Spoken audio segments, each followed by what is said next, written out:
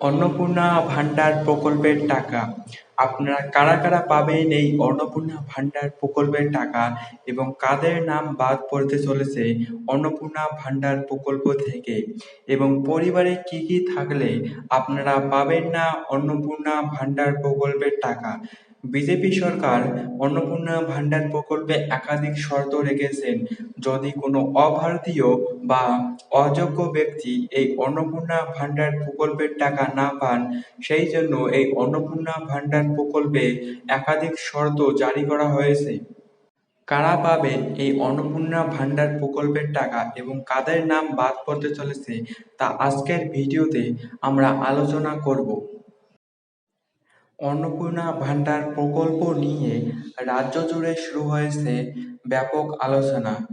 নতুন এই প্রকল্পের মাধ্যমে যোগ্য মহিলাদের প্রতি মাসে ৩,০০০ টাকা পর্যন্ত আর্থিক সহায়তা দেওয়ার কথা ঘোষণা করা হয়েছে। কিন্তু প্রশ্ন হলো, কারা এই টাকা পাবেন, কি কি ডকুমেন্ট লাগবে, কারা এই প্রকল্পের সুবিধা থেকে বাদ পড়তে পারেন। এবারে অনেকেই চিন্তিত যে কারা পাবেন অন্নপূর্ণা ভান্ডার প্রকল্পের টাকা এবং কাদের নাম বাদ পড়তে চলেছে অন্নপূর্ণা ভান্ডার যোজনা থেকে এবং আপনার বাড়িতে কি কি থাকলে আপনি এই অন্নপূর্ণা ভান্ডার যোজনার টাকা পাবেন না, আজকের ভিডিওতে আমরা জেনে নিব।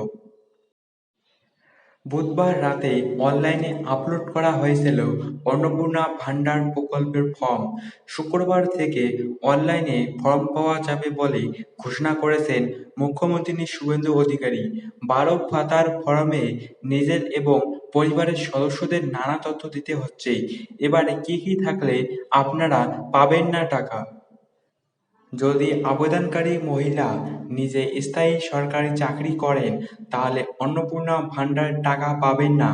এর মধ্যে রাজ্য সরকার, কেন্দ্র সরকার, পঞ্চায়েত, পৌরসভা, সরকারি সংস্থা ও সরকার পোষিত শিক্ষা প্রতিষ্ঠানের চাকরিও ধরা হচ্ছে এবং নিয়মিত সরকারি পেনশন পান তারাও পাবেন না।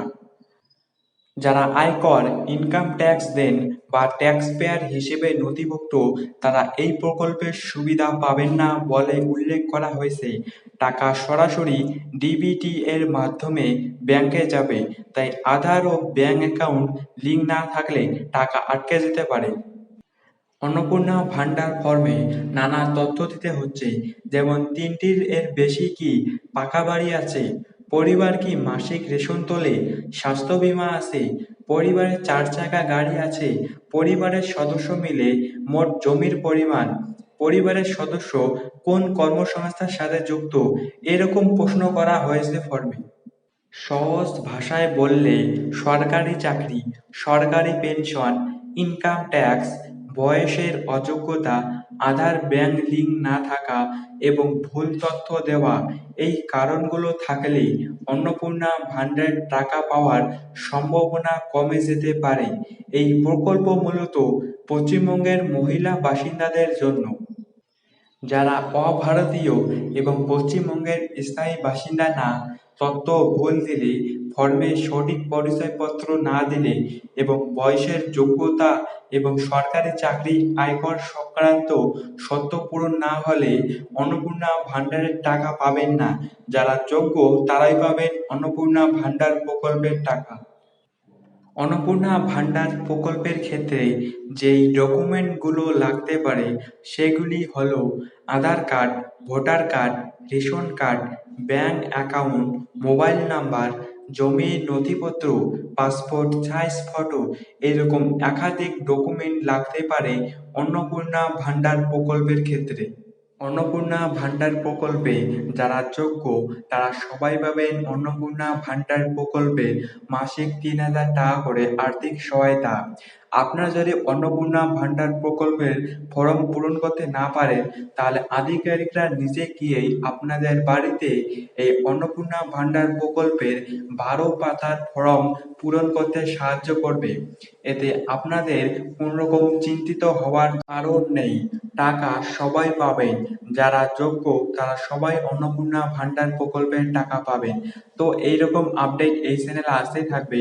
তো এইরকম আপডেট পাওয়ার জন্য চ্যানেলটি সাবস্ক্রাইব সাবস্ক্রাইব করে রাখবেন এবং ভিডিওটা যদি ভালো লেগে থাকে তাহলে একটি লাইক করবেন।